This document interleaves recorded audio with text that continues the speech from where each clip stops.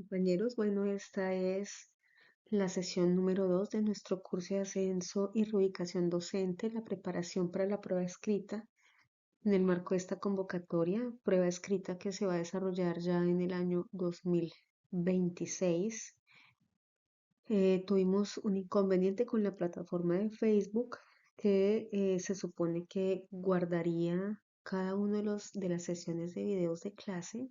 Lamentablemente, las sesiones de videos de las clases fueron borradas por la plataforma, entonces pues estos videos intentan suplir la clase desde sus inicios, em, y pues vamos sobre todo pues con el centro de la clase, que es la corrección del simulacro número 2.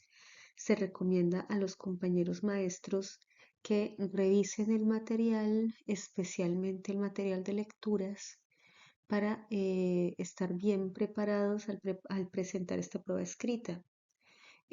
También que vuelvan a responder los simulacros que se encuentran disponibles y abiertos para que ustedes puedan responderlos las veces que quieran. Y pues estos videos explicando cómo se desarrollaron los simulacros y cuáles son los distractores que ustedes tienen que tener en cuenta para responder correctamente y seleccionar siempre el desempeño avanzado en la prueba. Entonces, iniciamos con un pequeño repaso a nivel teórico, desde donde se da la formulación de las preguntas y también lo que se centra en este tipo de formación.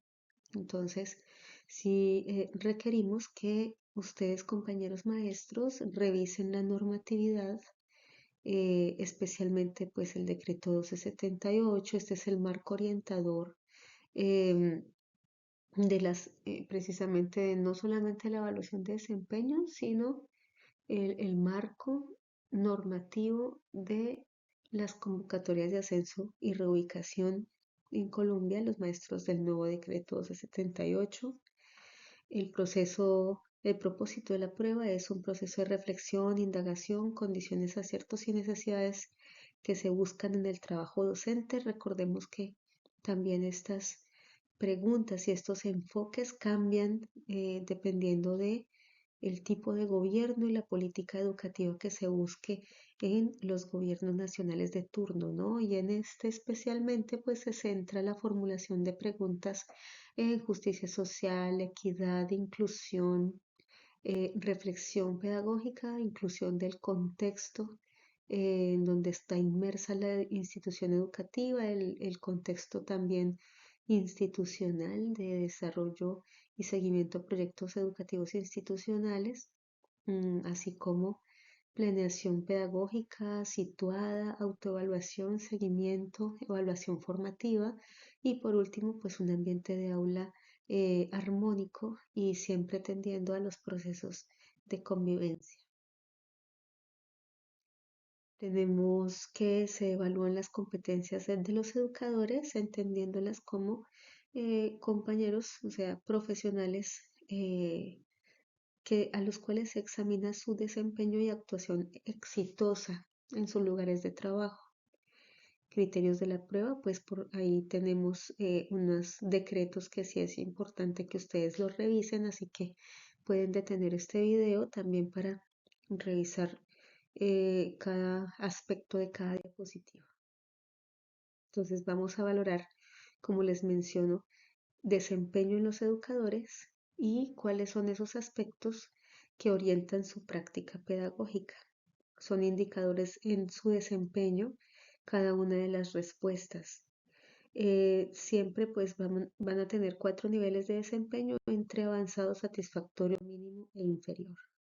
También es importante que en la carpeta de este curso ustedes van a encontrar una rúbrica que es la de la evaluación de carácter diagnóstica formativa, que a pesar de del tiempo, realmente es la misma entre la convocatoria del año 2024, inmediatamente del año pasado, y la convocatoria de este año. Y también pues esa evaluación de carácter diagnóstica formativa con la cual se evaluaron el proceso de ascenso de la ubicación por medio de videos. Esa también es de pronto el documento base con el cual se diseñaron estas convocatorias de ascenso. Entonces, hay que revisar muy bien y leer muy bien la rúbrica de evaluación para saber qué es un desempeño avanzado. Mm, Entonces, como mencionamos, son cuatro ejes de evaluación: contexto de la práctica educativa, reflexión, praxis pedagógica y ambiente de aula, cada una con estos aspectos a evaluar.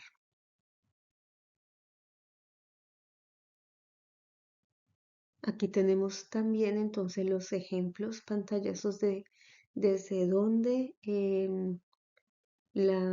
se plantea la rúbrica de evaluación, cuáles son los aspectos a evaluar. Estos se encuentran en la cartilla de evaluación de carácter diagnóstica formativa que está en estas carpetas de Classroom para que ustedes revisen y especialmente distingan los objetivos, cuál es el criterio que van a evaluar específico en cada uno de los contextos. Bueno, entonces, ¿qué es lo importante? ¿Qué implica mi práctica pedagógica? Pues por supuesto, en primer lugar, pues una base teórica de modelo educativo, lo cual se traduce en mis prácticas didácticas. ¿Cómo influencio yo sobre los estudiantes? ¿Qué percibimos? ¿Cierto? También es importante tener en cuenta una teoría sobre la evaluación, algún tipo de evaluación específico, que es el que va a influenciar en toda mi práctica pedagógica. Estos aspectos también son importantes de analizar. O sea, los aspectos y las dimensiones que atraviesan mi práctica pedagógica, que son mis conductas, verbales o no verbales, la interacción que tengo con mis estudiantes, cómo estimula el desarrollo social, moral y emocional en cada uno de ellos. Y eso también influencia, por supuesto, mis prácticas didácticas, los modelos de enseñanza que voy a utilizar y cómo utilizo de pronto esos modelos para la planeación, ejecución y evaluación de mis clases. Entonces, un desempeño avanzado que implican varias dinámicas, varias dimensiones que tenemos que tener en cuenta. En primera, por supuesto, diseñar estrategias para vincular a las familias, ser recursivo, participar en armonía y constantemente con la comunidad educativa, trabajar con respecto al proyecto educativo institucional, apropiarnos del contexto, analizar los límites y nuestras posibilidades en mi desempeño como docente, ser muy flexible, ¿cierto? Y tener en cuenta una autoevaluación de las necesidades de mi entorno. Hay que comprender entonces que el contexto en el cual se desempeña un docente, pues tiene varios factores, unos factores exógenos y unos endógenos, donde los exógenos son de tipo político, cultural, económico, que están fuera de la institución, que es una dinámica local, y unos factores endógenos que ya son el contexto institucional y lo que encontramos en el salón de clase.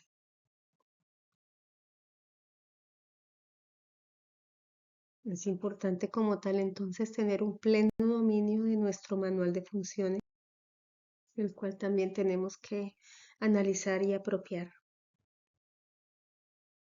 Y ya vamos entonces a revisar el simulacro, cuáles son las respuestas correctas a cada una de las preguntas que se diseñaron para ustedes en esta sesión número 2 de contexto de la práctica educativa y pedagógica. Tenemos la primera pregunta. La caracterización de los factores contextuales que inciden en los procesos de aprendizaje demanda una mirada crítica y reflexiva del sujeto frente a las dinámicas socioculturales que configuran la experiencia educativa. En las instituciones educativas de Colombia se evidencia una multicausalidad que atraviesa la práctica pedagógica. ausencia de corresponsabilidad familiar, vulneración estructural del entorno, debilidad institucional y limitada articulación de políticas públicas. Frente a este panorama resulta imprescindible ponderar en qué medida el docente logra problematizar el contexto como categoría pedagógica y transformarlo en insumo para la acción educativa. Desde un enfoque crítico, el análisis del contexto educativo, ¿cuál de las siguientes posturas refleja una comprensión compleja y situada del entorno escolar en función del quehacer pedagógico? Entonces, ¿cuál es esa comprensión compleja? La respuesta correcta a la pregunta número 1 es la C, que es de desempeño avanzado. ¿Por qué? Porque la C dice, integro sistemáticamente el análisis de las condiciones socioculturales, económicas e institucionales del entorno escolar como ejes estructurantes de mi intervención pedagógica, articulando saber pedagógico y acción contextualizada. Está bastante literal. Ahora miremos por qué la A, la B y la D no son correctas. En la A me dice, aun cuando percibo dificultades sociales que afectan el aprendizaje, mi práctica pedagógica responde principalmente a criterios curriculares estandarizados. Cuando me dice que respondo a criterios curriculares estandarizados, pues no estamos analizando cómo el contexto de la institución afecta mi práctica. Solamente me rijo por criterios curriculares estandarizados. Entonces, esa argumentación me indica que el docente no está teniendo en cuenta sino los estándares curriculares y el contexto no permea su práctica. La B es incorrecta. ¿Por qué? Porque me dice que considero algunas variables contextuales al planear mi práctica, reconociendo ciertas limitaciones estructurales, aunque no siempre logro traducirlas. Cuando me dice, aunque no siempre logro traducirlas, está respondiendo de una manera parcial a el dilema que nos plantea la pregunta. Entonces recordemos que el desempeño avanzado es que en su totalidad cada una de las limitaciones o las problemáticas que analizamos tengan una respuesta pedagógica efectiva y pertinente. Entonces la B es incompleta, así que es incorrecta. Y la D dice que en mi práctica cotidiana el contexto inmediato de los estudiantes no constituye una variable determinante. Entonces la D está subvalorando aquellos aspectos del contexto que efectivamente pueden hacer que el estudiante no consiga su logro académico. Además, no estoy formando sino en la transmisión de contenidos. Por tanto, la D también es incorrecta. Vamos con la pregunta número 2, que dice, en el marco de una pedagogía situada, la praxis docente exige una lectura multiescalar del entramado social que configura las condiciones del aprendizaje. Factores como la descomposición del tejido comunitario, las brechas estructurales en el acceso a bienes simbólicos y materiales, así como la intermitencia en la implementación de políticas intersectoriales, demandan una intervención que supere el diagnóstico asistencialista. A la luz de estos elementos se requiere un posicionamiento epistémico capaz de transformar el conocimiento del contexto en una herramienta de mediación pedagógica. ¿Cuál de las siguientes posturas expresa con mayor precisión un abordaje complejo, pedagógicamente fundado y transformado en el contexto escolar? Para la pregunta número 2, el desempeño avanzado se traduce en la respuesta C. Dice, asumo el análisis del entorno desde una perspectiva intersectorial, reconociendo la incidencia de factores estructurales en la configuración del sujeto educativo y reconfigurando mis prácticas a partir de dicho reconocimiento. Entonces, reconfigura sus prácticas al reconocer de manera intersectorial o integra al sujeto educativo, que en este caso pues son los estudiantes. Entonces, así realmente la redacción esté más o menos basada teóricamente. La respuesta se integra el análisis multidimensional del estudiante para reconfigurar sus prácticas, es decir, me está traduciendo en una flexibilidad que obedece en tiempo y en espacio. Vamos a mirar por qué la A, la B y la D no responden de manera pertinente a la pregunta. La A dice, entiendo que el contexto no debe interferir con los procesos de enseñanza. Esa es falsa desde el primer enunciado, entonces, por tanto, no es la correcta. La B dice, incorporo consideraciones contextuales en mi planificación didáctica cuando las problemáticas sociales se hacen manifiestas, sin comprometer la estructura curricular. Cuando me dice sin comprometer la estructura curricular, está siendo completamente inflexible. Y sabemos que inmediatamente se desarrolla un análisis, un diagnóstico, unas necesidades, tenemos que plantear la reformulación de nuestros planes de estudio y currículos para llegar a los estudiantes de una manera pertinente. La D tampoco es correcta porque dice que aunque tengo noción de las condiciones sociales de los estudiantes, estas constituyen una variable que es codeterminante en el desarrollo del currículo. Cuando me dice que las condiciones sociales son codeterminantes en el desarrollo del currículo, no estoy reconociendo su trascendencia cuando estoy desarrollando un plan de estudios o cuando selecciono un currículo en relación al proyecto educativo institucional, al perfil del egresado que busca la institución o lo que se plantea dentro de los contextos propiamente. Porque las condiciones sociales son absolutamente determinantes en el desarrollo de un currículo. Entonces, la respuesta correcta es la C. La pregunta número 3 dice lo siguiente.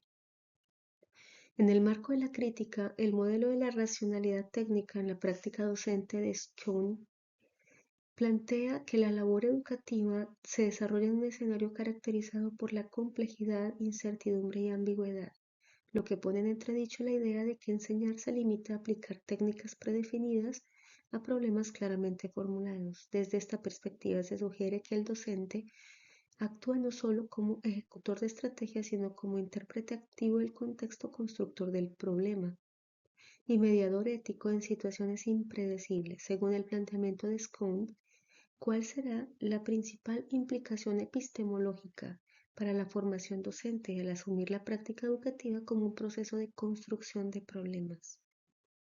La respuesta correcta es la D.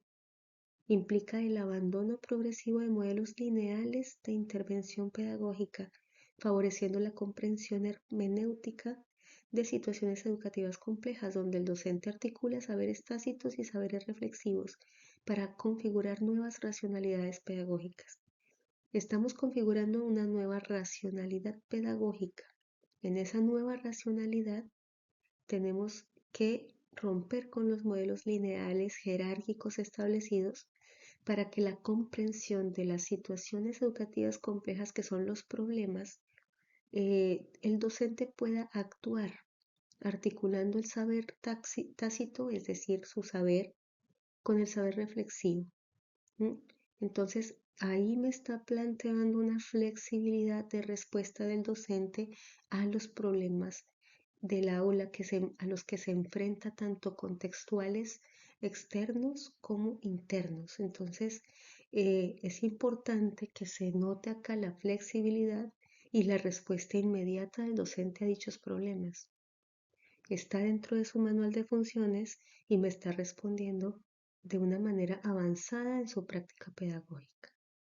La A, la B y la C son respuestas incorrectas. La A, ¿por qué? Requiere que el docente complemente los procedimientos técnicos tradicionales con estrategias reflexivas que le permitan adaptarse a la diversidad contextual manteniendo al mismo tiempo una estructura curricular funcional. Ahí me está diciendo en la A que el docente tiene que aferrarse a los procedimientos técnicos tradicionales, articular los procedimientos técnicos tradicionales con estrategias reflexivas para adaptarse a un contexto. Realmente los contextos son dinámicos y nosotros sabemos que un procedimiento tradicional de pronto no tiene pertinencia a un contexto que es actual y dinámico. Entonces la A no nos permite responder al 100% con la necesidad o la pregunta que se hace. La B dice, sugiere que el docente debe limitarse a aplicar los métodos establecidos y solucionar los problemas según directrices curriculares definidas. Aquí también se establece eh, de manera incorrecta que el docente debe aferrarse a lo que está curricularmente definido. Aquí no hay flexibilidad, por eso la B también es incorrecta. La C dice, consiste en reconocer que algunos problemas requieren análisis más amplios que los previstos en la formación docente inicial, aunque sin apartarse los objetivos programáticos ni modificar sustancialmente su aplicación. En la C también está invitando a no modificar sustancialmente su aplicación. Entonces también me está mostrando una rigidez a lo tradicional, un afianzamiento a lo previamente establecido. Entonces, lo que a mí me indique flexibilidad en esta formulación y en este contexto, pues es lo correcto que es la respuesta. Bueno, entonces estamos revisando ya la pregunta número 4 que dice lo siguiente. Frente al debilitamiento del paradigma de la racionalidad técnica en educación, ¿qué rol adquiere el docente según la postura crítica de Scone? Entonces, bueno, acá hay un error en las diapositivas porque realmente la respuesta correcta es la A. El docente se convierte en un profesional reflexivo capaz de reconstruir marcos de sentido en contextos dilemáticos, actuando como sujeto epistémico que redefine continuamente los fines pedagógicos en función de la contingencia social. Entonces vemos lo que realmente se necesita es que el docente tenga muy en cuenta el contexto y se muestre flexible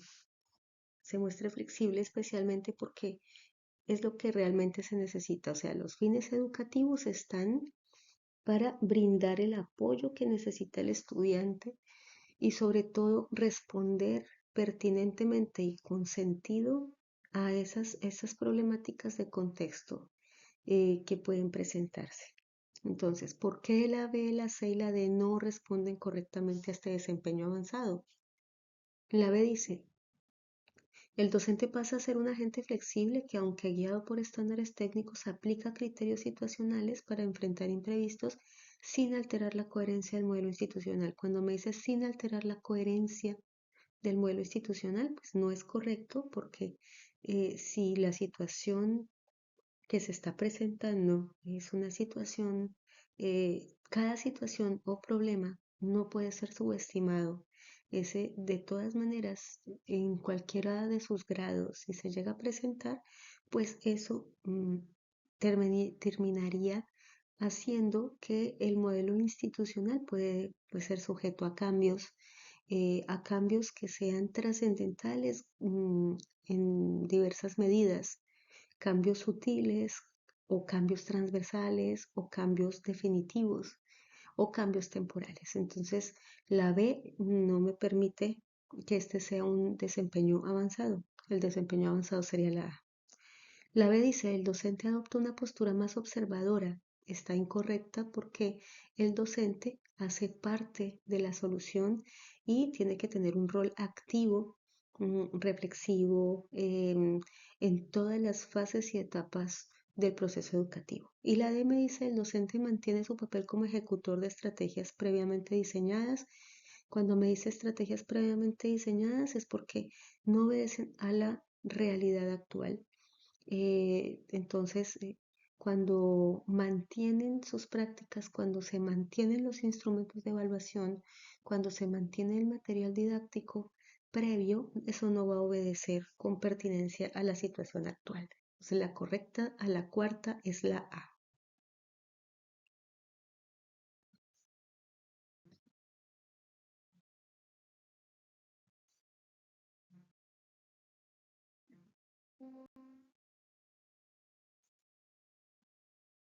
Vamos con la pregunta número 5, que es la siguiente.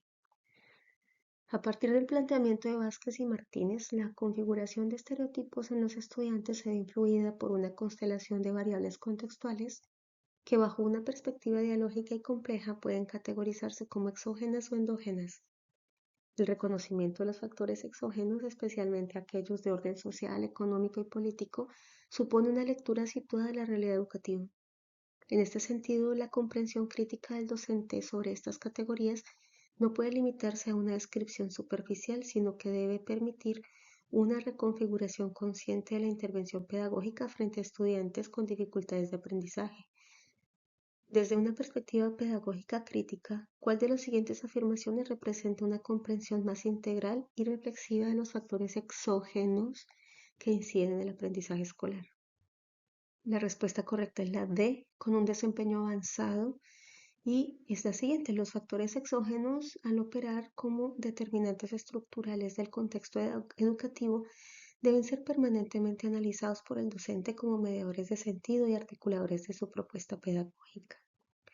¿Por qué la A, la B y la C no son correctas? La A dice: creo que las condiciones externas como salud, familia o economía deben ser consideradas en la labor pedagógica, aunque son variables colaterales del quehacer docente. Es incorrecta porque no son variables colaterales del quehacer docente, ¿sí? Entonces, en el análisis de qué es una variable colateral del quehacer docente, de todas maneras, hay que retomar los aspectos como salud, familia o economía dentro de la práctica educativa, porque esos factores exógenos van a influir directamente sobre el aprendizaje o el logro académico del niño. La B es incorrecta. Considero que los factores sociales, económicos y políticos tienen un efecto importante sobre el aprendizaje, por lo que los tengo presentes en ciertos casos. Entonces, cuando me dice ciertos casos, realmente la respuesta es incorrecta también. La C dice: acepto que existen influencias externas sobre el aprendizaje, pero debo centrarme en lo que ocurre dentro del aula. También es incorrecto, porque todo factor exógeno en el aprendizaje igual tiene una carga directa sobre el logro académico y educativo, especialmente en los aspectos socioemocionales de los estudiantes, que son una variable directa a al logro y al aprendizaje significativo. Vamos con la pregunta número 6. El vínculo entre los estereotipos que afectan a los estudiantes y las condiciones contextuales que los reproducen, según Vázquez y Martínez, exige del docente una mirada ética, política y pedagógica. Este posicionamiento se conecta con la noción freiriana de una educación como práctica de la libertad, desde la cual el reconocimiento del otro y la transformación de las condiciones de opresión son dimensiones inseparables del quehacer educativo. En este marco, la resignificación del estereotipo implica una lectura crítica de los factores sociales y una praxis comprometida con los derechos humanos como horizonte educativo. ¿Cuál de las siguientes posturas pedagógicas refleja con mayor precisión una comprensión transformadora del estereotipo en el marco de los derechos humanos? La respuesta correcta es la respuesta A.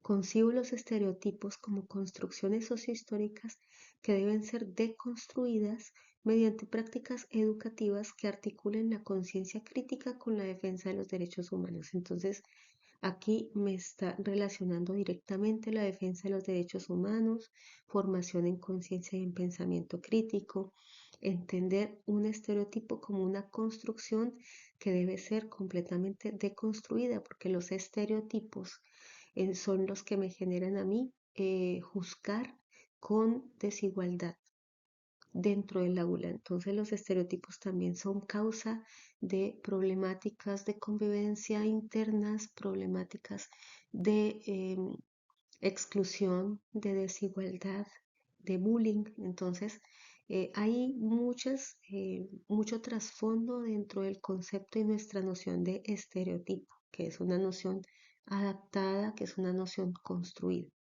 Vamos a ver las respuestas B, C y D para saber por qué son incorrectas y por qué no tienen desempeño avanzado. La B dice: considero que los estereotipos deben ser gestionados pedagógicamente para evitar conflictos en el aula, sin que esto implique necesariamente una postura crítica o política o ética por parte del docente. aunque cumpliendo el compromiso de formar en derechos humanos. Entonces, no puedes formar, o un docente no puede formar en derechos humanos si no lo siente. Esto implica una postura ética del docente. Un docente no puede educar para deconstruir un estereotipo si él mismo tiene estereotipos, si él mismo prejuzga o tiene unos imaginarios antiéticos. La armonía entre la ética del maestro, su postura personal, su ideología, por supuesto que permea los procesos de enseñanza-aprendizaje. La C dice, acepto que existen estereotipos entre los estudiantes, pero creo que se neutralizan con el tiempo. Aquí el docente está demostrando una falta de acción y una falta de ética enorme. Entonces la C es incorrecta. La D me dice, estimo que los estereotipos no son responsabilidad del docente, ya que provienen del entorno familiar y social. Aquí también está llamando a la inacción del docente. Por tanto, la respuesta es la respuesta A, con un desempeño avanzado. Para la pregunta número 7.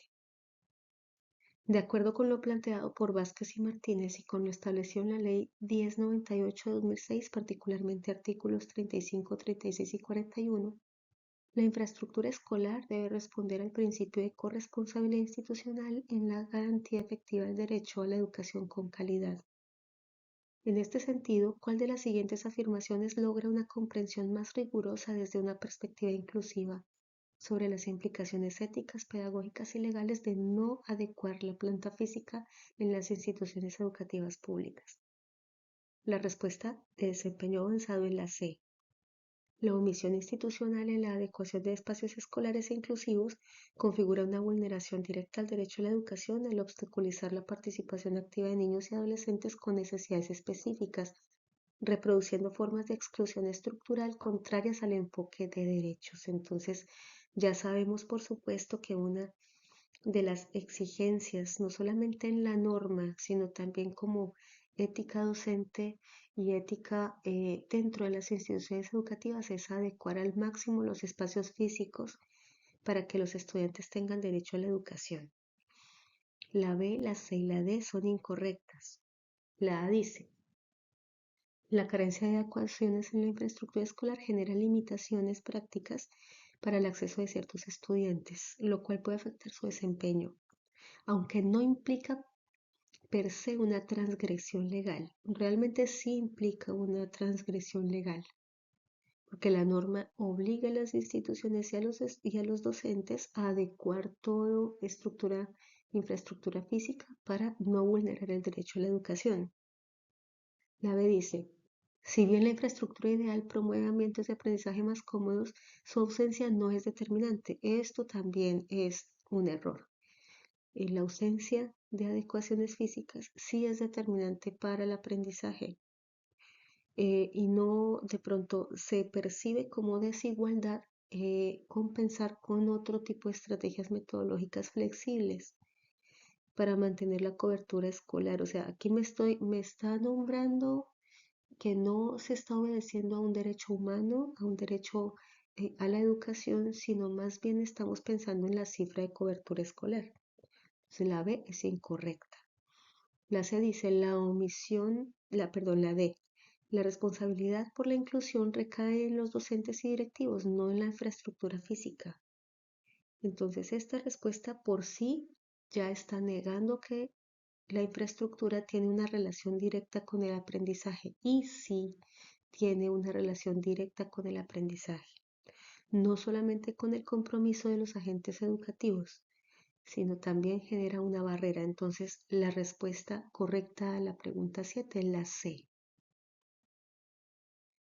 Para la pregunta 8, la racionalización de recursos para la praxis educativa, especialmente en escenarios de alta vulnerabilidad, exige al docente una competencia situada que no solo contemple la existencia de dispositivos institucionales, sino que problematice su pertinencia, accesibilidad y coherencia con el proyecto ético-político de la educación. Así, el uso instrumental de recursos sin una lectura crítica del contexto puede venir en prácticas reproductoras de la exclusión. Se requiere, por tanto, una pedagogía de la articulación estratégica desde una perspectiva. ¿Cuál enunciado representa una praxis docente articuladora y estratégicamente contextualizada en relación con los recursos disponibles? Entonces, la respuesta correcta a la pregunta número 8 es la B. Identifico y movilizo dispositivos interinstitucionales y comunitarios valorando su adecuación a las especificidades territoriales y al horizonte de transformación social de mi práctica educativa. Entonces acá está llamando al docente a la acción, a identificar y a movilizar, o sea, a buscar esos dispositivos interinstitucionales y comunitarios para responder a las problemáticas y para ejercer de pronto acciones en cuanto a la transformación social que pueda ejercer en el aula. La A, la C y la D son incorrectas o muestran otros niveles de desempeño. La A dice, recurro a recursos y programas educativos conocidos cuando existe una necesidad concreta en el aula, considerando su aplicabilidad inmediata. Cuando me dice considerando, está dudando. Y cuando me dice que solamente cuando exista una necesidad concreta en el aula es porque no está ejerciendo un diagnóstico permanente. La C me dice, me concentro en los recursos institucionales preexistentes, dado que los externos suelen presentar barreras administrativas y lógicas. Entonces, solamente se limita a los recursos que ya tiene. No va a gestionar ni movilizar. Entonces es tremenda inacción. Y la D dice, prefiero mantener mi intervención pedagógica dentro del marco autogestionado del aula sin depender de actores o recursos externos del sistema escolar. Los docentes no estamos llamados a autogestionar nuestros recursos.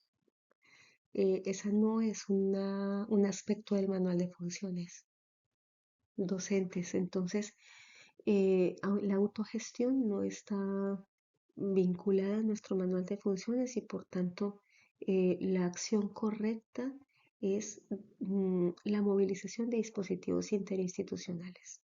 Entonces, por tanto, la respuesta correcta a la octava pregunta es la respuesta B. Para la pregunta número 9, que es, desde la perspectiva de una pedagogía crítica y contextualizada y considerando la conceptualización de los factores endógenos en las dificultades de aprendizaje, en especial la infraestructura escolar como dimensión material del derecho educativo, analice cuál de las siguientes afirmaciones interpreta de manera más coherente y compleja las implicaciones que tiene la planta física en el marco de una política de inclusión educativa efectiva en contextos vulnerables. Entonces aquí pues es un contexto también de recursos, es un contexto de infraestructura, porque la planta física sí incide en el logro académico. La respuesta correcta es la A. Una planta física escolar que incorpore criterios de accesibilidad y funcionalidad genera condiciones favorables para la asistencia y permanencia de los estudiantes con necesidades especiales, lo que aunque no garantiza el éxito académico por sí mismo, facilita prácticas pedagógicas equitativas. Es literal que es muy clara la relación entre pregunta y respuesta. La B dice, la infraestructura escolar entendida no solo como espacio físico, sino como dispositivo simbólico, se erige en mediadora del ejercicio pleno del derecho a la educación inclusiva. Su adecuación a la diversidad funcional del estudiantado permite desactivar mecanismos estructurales de exclusión, posibilitando aprendizajes significativos, dialógicos y situados. Está muy parecida a la respuesta A, pero realmente no es solamente un dispositivo simbólico. Porque cuando se refiere a dispositivo simbólico, pues no se refiere a la finalidad, porque no es solamente un símbolo de inclusión educativa. Si se tratara solamente de un símbolo, pues se vería de una manera muy superficial el acto de que existan adecuaciones en la planta física. La C dice, contar con instalaciones adecuadas permite cumplir con requisitos básicos establecidos por la normatividad vigente en cuanto a cobertura y permanencia, asegurando la atención a la población con discapacidad, aunque sin comprometer transformaciones curriculares ni pedagógicas de fondo. Ese complemento no obedece a los planes integrales de ajustes razonables que debe hacer todos los docentes que deben atender a niños con necesidades educativas especiales. Entonces la C es incorrecta. La D, la infraestructura de las instituciones educativas, si bien influye en aspectos logísticos y de ubicación, no constituye una variable relevante para la calidad de la educación. Esa, por esa parte, es incorrecta, porque sí es una variable relevante para la calidad educativa y sí afecta directamente al proceso de enseñanza y aprendizaje de los niños que tienen estas necesidades. Para finalizar, analizaremos la respuesta a la pregunta número 10 que dice, teniendo en cuenta lo señalado en la Ley de Infancia y Adolescencia sobre la prevalencia de los derechos de niños, niñas y adolescentes, artículo 8, 31 y 41, y la relación entre contexto escolar y aprendizaje significativo planteada por Ausbil y Vygotsky, ¿cuál afirmación logra integrar con mayor consistencia el concepto de justicia educativa con el diseño y adecuación del entorno escolar? La respuesta correcta es la C. El diseño de entornos inclusivos dotados de recursos tecnológicos, accesibilidad y condiciones afectivas seguras es una manifestación del principio de justicia escolar, pues garantiza equidad en el acceso a oportunidades de aprendizaje en contextos de desigualdad estructural, como lo ordena la Ley 1098. Entonces, esta realmente responde a lo que los recursos educativos y la infraestructura eh, está asociada directamente. Vamos a ver por qué la A, la B y la D no son correctas. La A dice brindar mejores instalaciones puede contribuir a mejorar el rendimiento de los estudiantes, aunque esto no siempre asegura la transformación pedagógica. Ese complemento en donde la A afirma que no siempre se asegura la transformación pedagógica es falso, porque sí se asegura la transformación pedagógica, la inversión en recursos educativos y en infraestructura escolar. La B, una infraestructura moderna mejora la imagen institucional, pero su impacto en el aprendizaje depende más del currículo. Eso es falso, porque el currículo es una de las variables de las cuales definen de pronto o en la cual influye en el impacto del aprendizaje. Solamente esa es solamente una dimensión de análisis. La C dice, esa es la correcta, la D, la inversión en los entornos escolares debe priorizar la eficiencia y la gestión administrativa, apuntando al cumplimiento de la normatividad que se ha dispuesto desde el Estado para la atención de sus estudiantes, logrando de esta forma justicia educativa con eficiencia. Esa es una afirmación, sin embargo, me está brindando una priorización a la eficiencia de la gestión administrativa. La inversión en entornos escolares no debe priorizar únicamente a resultados ni a la gestión administrativa de la institución.